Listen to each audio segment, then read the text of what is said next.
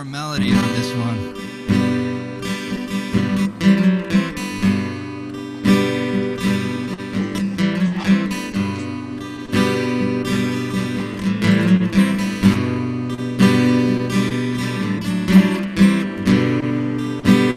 Then it goes into this part.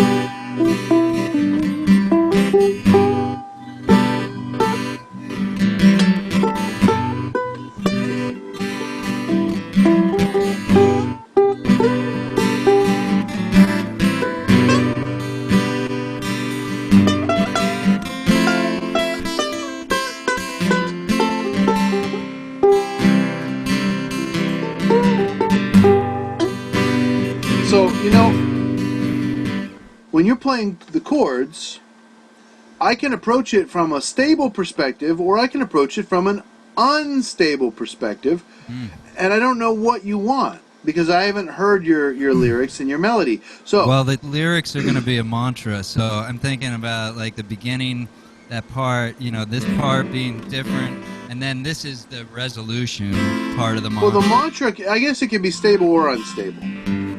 It really...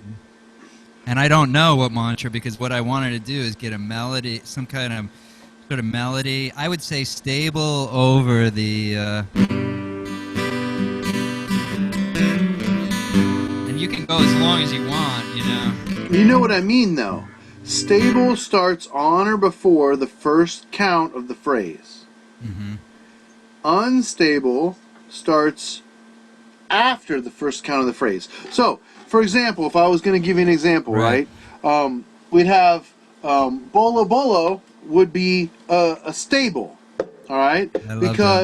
Because you start on one. Are you following me? Yeah, totally. So if I start on one, bolo, right?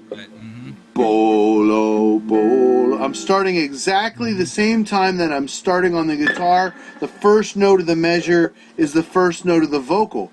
And so that's why it's stable. You can also start early and lead in to, you know, so say if you were going to try to start with that same timing and have bolo coming on one, but you wanted to have, you know, say Kali come in first, you'd be Kali bo, right? Kali bolo, and that's the same stable.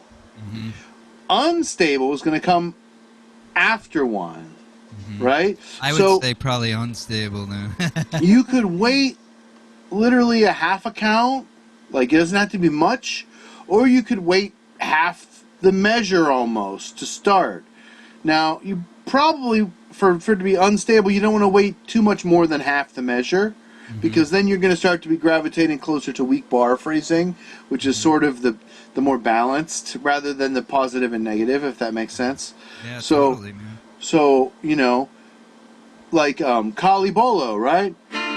Calibolo, calibolo, right? Ka. So ka. So I started after one. It's the same for pop songs, for everything. So whatever count one of your phrase is, if you start before or on count one, you're stable. And if you have after count one, you're unstable.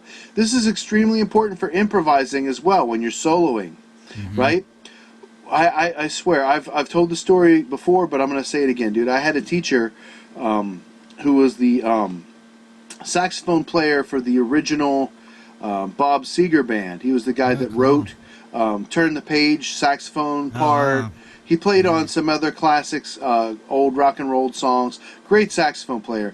And the one lesson this guy really imparted on me that I didn't get until, after I was no longer working with him, he would tell me to copy the song, and I didn't really get what he meant because what he was playing didn't sound that different. It sounded different from the melody of the song, but one day it just dawned on me, if the singer picked up into one, he picked up into one. If the singer started on one, he started on one. If the singer started after one, he started after one. And it was literally just that first note's placement. Right. For each breath. Right? Yoga teacher, you know how important breath is. As a singer, as a woodwind, as a brass player, where you have to breathe in between phrases whether you want to or not, right? That breath becomes the most important thing. Where are you going to place it? And how are you going to place it? Right? Is it going to be quick? Or is it going to be long? Are you going to put some rests in there? How are you going to do it? I'm going to need a big breath at the beginning and try to do the whole phrase with one breath until I get to the other part. That's what I would try to do with this.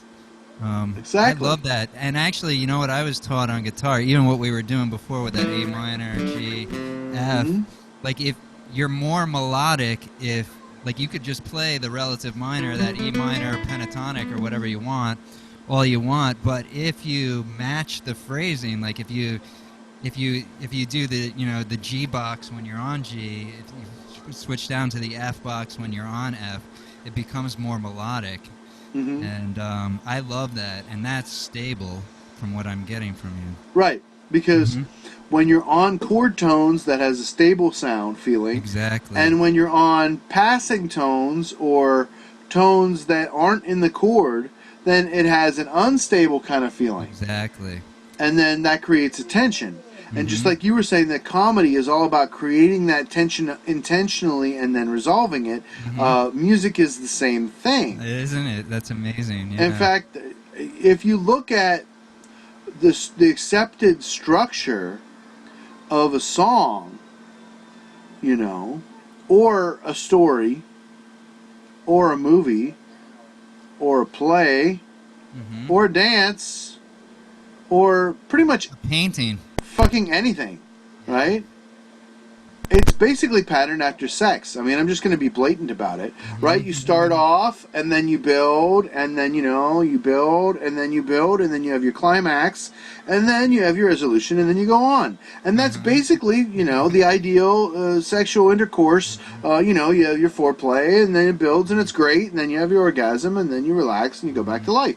And, I mean, like, people, like, it's called creativity for a reason. Exactly. I actually do you know who David Foster is, right? No. No. He's, no, not that. I think his name is. I'm pretty sure his name is David Foster, but I might be wrong. But he wrote for Whitney Houston. He wrote even Quincy. We could even say Quincy Jones. I know Quincy Jones. Yeah. David Foster is an amazing songwriter too. He wrote probably the most #1 hits ever of anybody, I think. But that's his thing, man. Like, he totally does exactly what you said in almost every single song. And now he's a multi-billionaire, of course, because he's written for everybody. But that is it, man. It's about, taking that tension. That's why I love kirtan, too, because not only that, you do crazy chord, not crazy chord changes, but you do crazy tempo changes even. And then you bring even your voice lower and lower and lower. And then you bring it back up again, you know what I mean? It's like different resolutions and I would love that in this song, actually. It's I love kirtan. I do I too, miss man. it. I do. I miss jamming with you guys so much. That's why I'm really enjoying this. Just hanging out with you and playing, man. It's amazing. It's amazing we can do this. When I thought you moved to Portland, I thought we were done. Honestly, like I wasn't happy about it, but I mean now this is so cool, isn't it? It's Well, I'd never heard of Zoom until COVID, me honestly. neither. And you know who actually introduced me to Zoom was Georgiana. Oh wow, Yeah. yeah, she's awesome. Oh man, yeah. She's really awesome. So I would Before, say probably Mhm. unstable on this. Do you have a particular mantra you want to put? I mean, Not that'll really yet. That's help. what I wanted to do. I wanted to kind of listen to the melody. I think it's about the heart, so it's going to be a heart mantra, in my opinion. But I wanted to listen to what kind of melody or whatever, or just get an idea about melody, and then try to match the mantra to the melody with syllables, if that makes sense. Well, it'll probably be more heart if the melody was downloaded by you than rather downloaded by me. But if any of the ideas that came through me, they're certainly available. Yeah. That's the thing that pisses me off the most about copyright, because as a songwriter, as a musician, but also as a human being and someone who's attempting to study and practice spirituality to the greatest extent of their ability, ideas are supposed to be free. Right? I mean, like, watch V for Vendetta, right? You know, the whole power that he had was the idea, you know? I love that yogic teaching, how you take an idea and then manifest it through the chakra system. Once you understand that, you'll see that none of your ideas were really yours totally. It's a co-creation. You're getting inspired. And actually, that's one of the greatest things about meditation, to get quiet enough to start to hear the muse. If your mind is so, you know, loud, it's hard to even hear those intentions that are something maybe deeper, where all ideas actually come from to start with, you know. And then if you're humble about it too, which I love humble artists, you know, where it's not, it's my idea kind of, but I'm being played like an instrument too. And I think whenever you take that attitude and move to gratitude more than I did it and it's mine, you're gonna, when you get into I did it and it's mine, what I noticed is you start to lose it. Even with my yoga teaching, That's why the Eagles have to employ 60 people full time to try to keep it. And no, it's a Right? tremendous amount of energy, but actually, Oh, if it's anything worth anything as far as it's going to universally touch someone, and that's what I think music does. You know, it's a universal language. You could. That's what I'm always amazed at. Like, I see these metal bands like Rat or something like that from the 80s, which I liked, growing up. And they'll be playing over in Germany, and like they'll know all the lyrics and everything, but they'll have no idea even what the lyrics mean, because it's a universal language. It's like when I had Shanti. Shanti was my Saint Bernard, this beautiful dog. I would walk the dog, and in Kissimmee, Florida, where I lived at the time, we had a lot of bilingual people. A lot of people come to that area that are from different places, which makes it kind of cool. And I would walk, and there would be a universal sound. I'd walk the dog, and usually, if they weren't afraid of the dog, which I've only had maybe 2 people, but most people would be like, oh, and it didn't matter what culture they came from. It didn't know, and that's what I'm talking about—a universal language. There's something about sound and vibration that resonates us. And even in the yogic process, I mean, the central channel that runs up your spine, Sashumna channel, you can think of it almost like a guitar string. It's vibrating in a certain way always with everything around it. And the interesting thing is, quantum science agrees with that, which that's what I love about living today. Everything is a vibration. So when you match that vibration, you sort of get that. But if you take on your own vibration, and I did it, and it's mine, and it's not universal anymore, I think that's where a lot of artists go wrong, because at first they have the muse, and then the record label says you better produce another album that just sells as just as good or else, you know. And then, and not only that, you have a deadline and a time limit, and then they can't do it again, because now they're into, this is mine and I got to make this. And Yeah. so I think as a musician, if you stay open, that's why yoga taught me so much about music. Honestly, it really did. Real, yoga that you practice as a lifestyle, not just as a fitness maybe regimen or something. But it taught me that, and mantra and kirtan, especially kirtan, taught me that it's a universal movement, and it's the sound that moves you. I mean, like, even we were talking about David Foster. I mean, this guy's a multi-billionaire and nobody even knows his name. The reason why is because he's mastered vibration. And then even if you look at the best scientists in the world, Tesla, one of the best scientists that has, influenced so much of our lives, if you listen to what he talks about, he said the universe is vibrations. You just need to come into tune with whatever you want to do. So, as a musician, I think tuning to that, and then the muse comes through you. Instead of it's mine, it's everyone. This is universal, and let me be the instrument for that. And I think once you do that, you take even your technical skills. I know the pentatonic scale, and I know relative minors, and I know music theory. You can know all that with the intellectual mind, but until you relax and quiet, that's when something magical happens. And that's what I love about guitar. As a kid, I didn't know I was meditating when I played guitar, but it made me not think about school or whatever. You know what I mean? Like, I could just, play guitar, and that was, or whatever, and I could just lose myself in that moment. And I think that's when the best music sort of happens. That's why I love jamming, if you ask me. Definitely. Always. Yeah. Music was my first meditation and I didn't even know it. Like, first playing it, but then listening to it and really opening myself, and then learning to, like, play and listen to it at the same time.